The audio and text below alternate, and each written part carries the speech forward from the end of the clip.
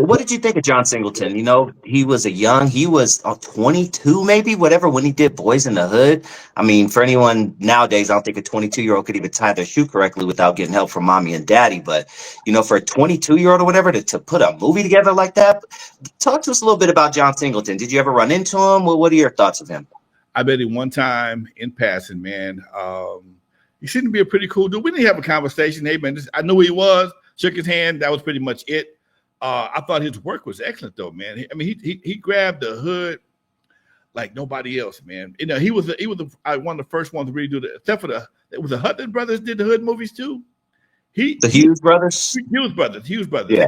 The Hughes brothers did hood movies too, but his had a little bit more grit to it. It was a little bit different, dude.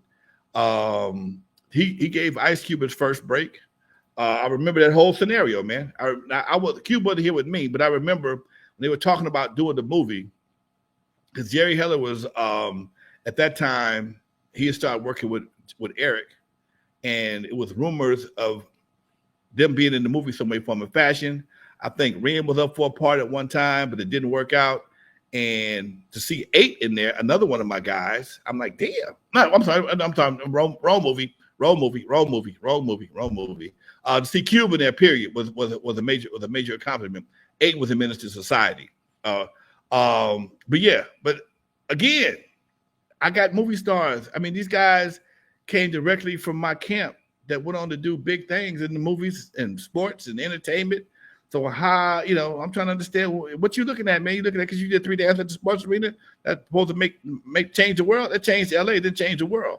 It didn't affect the world. So just understand the importance of impact. That's all I'm saying. Go ahead. Toot, motherfucker. All right, we got about 1.5 minutes left, Lonzo. Any last words? What you got coming up? Let us know what's up with Lonzo next. I know you always stay busy. Oh man, I'm getting ready for the Father's Day events. I do a lot of stuff for Father's Day. I'm a big father opponent. Born on Father's Day. Getting ready for my prostate cancer walk. Just doing things, man. Just doing Lonzo shit, man. That's all. When you retired, and see, this is something else that cats don't get it. Look, take care of your business so your business can take care of you. You don't want to have to work all your life. I work because I want to. I like working. Okay. I never thought I'd say some shit like that. I enjoy what I do. I work for a nonprofit, EECI. I'm an instructor. I teach what I'm talking about, y'all. Talking to you. I teach what I'm talking about right now. Not hip hop, but just marketing and doing business. Okay. Don't wait for somebody to give you shit. If you wait for somebody to give you something, you're going to be a waiting ass with your dick in your hand. That's my boy, Jerry Dopey. Hold on 1 second there. Let's do it. Doc. Bro, I'm good. What's happening? You okay? What's up? Everything good, man. I'm sitting here. I'm on my podcast right now. We're live. Bro, I thought I need to catch a fucking flight or some shit, bro. No, you don't need no flight, man. We all right. We ain't got to hurt nobody. But I'm sorry. A question came across the feed here, and somebody asked, said Lydia, Harry O's wife, allegedly was supposed to have called everyone individually to be in Welcome to Death Row, and I explained to him that she didn't call me. I got a call from Doug Young. Did you know anything about that? Yeah, I was the talent coordinator on Welcome to Death Row, brother. I remember that. Yeah. So I did a lot of the calling. Tell them who you are. Tell them who you are so they don't know who you are. My name is Dr. Jerry Dopey. I am the editor-in-chief of the Hype magazine. I also used to be the fingers for Lonzo.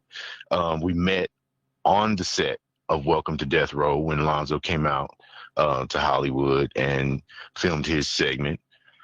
Then he invited me to his club, The Current Affair, and we've been together ever since. We share a birthday. Yeah. It's crazy. So I worked for Lydia and Harry O. At the time, it was GodFather Entertainment. And then, so I ended up as the talent coordinator on Welcome to Death Row. It was filmed by Xenon Pictures.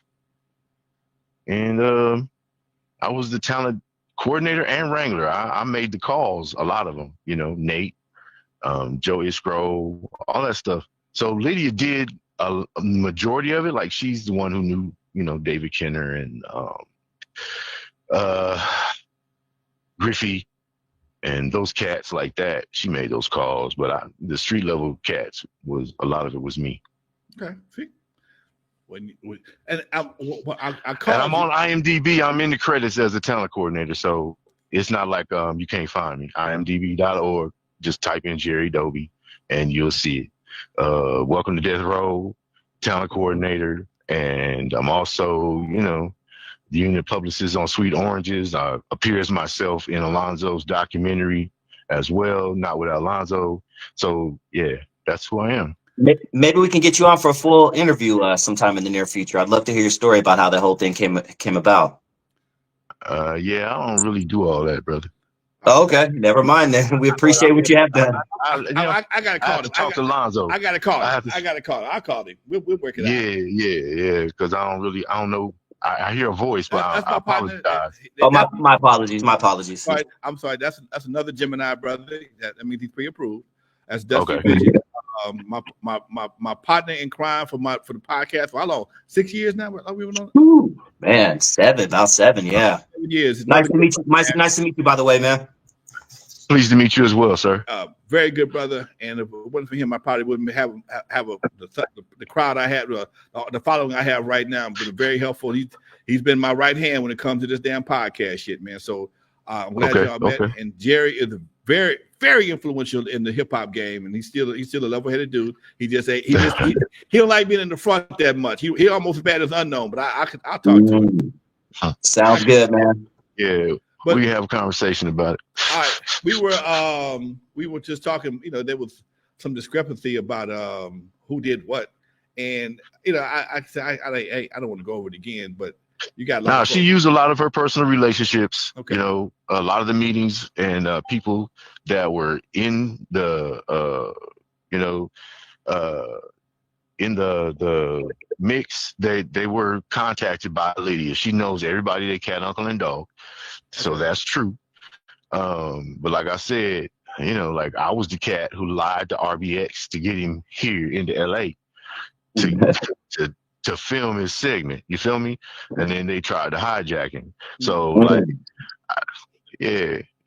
them folks wasn't playing.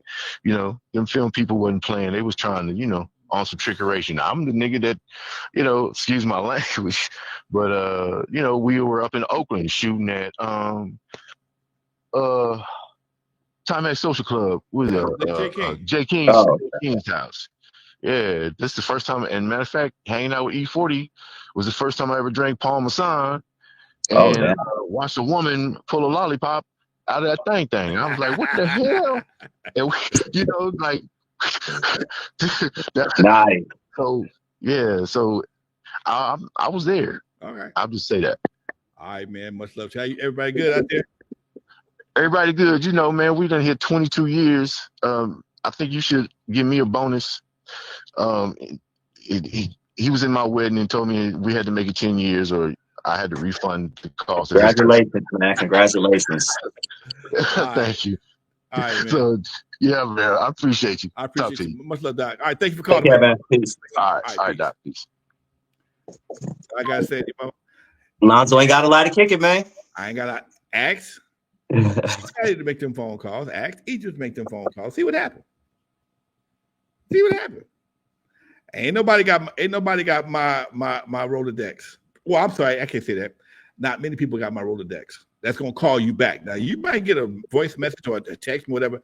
Not many people got my Rolodex when it comes to old school hip hop, and people that's gonna keep it real. You got a bunch of add-ons, a bunch of co-supporters. But when it comes down to keep folks keeping it real, they're still active in the game right now. Yeah, that's it's a different relationship. All right. There it is, man. Hit him with that outro, Lonzo. They know what it is. Y'all know how we do it. For those who never heard of me, I'm the first one to put Dr. Dre in the surgery, stuck Ice Cube in the freezer until he got cold on the eve after dark, 50-yard line at the Super Bowl. In the movie Straight Outta Compton, they played me like a hater of rap. Don't believe that Hollywood bullshit because it was all cap. My history goes deeper than you will ever know. Just remember that N.W.A. stands for Not Without Alonzo. Peace.